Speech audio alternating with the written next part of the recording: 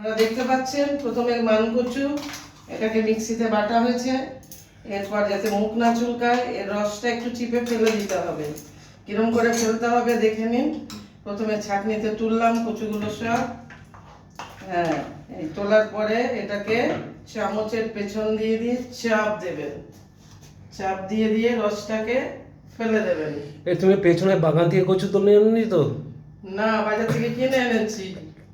যদি গরুর বাগানে কচু থাকে সে তুলতে পারেন, কোনো অসুবিধা নেই, তবে মুখ চুলকালে খুব সাবধান। পেছনের বাড়িতে বলছে 3টে কচু পাচ্ছে না।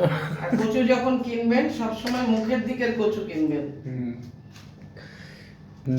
হাই গাইস, দেখো ফ্রেন্ডস, আমার মা আজকে কচু বানাচ্ছে। এই ভিডিওটা মেনলি করা হয়েছে যেন কাল থেকে চিকেন আর মাটন হয়। এবার দেখতে পাবেন এটা সর্দি কাশির পক্ষে খুব ভালো। এই গরমে সবার নাক দিয়ে জল